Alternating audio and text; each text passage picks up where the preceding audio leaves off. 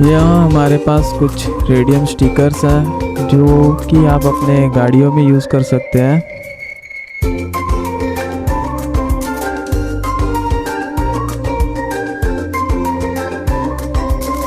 ध्यान से देखिएगा वीडियो को, क्योंकि पासवर्ड आपको वीडियो में ही मिलेगा।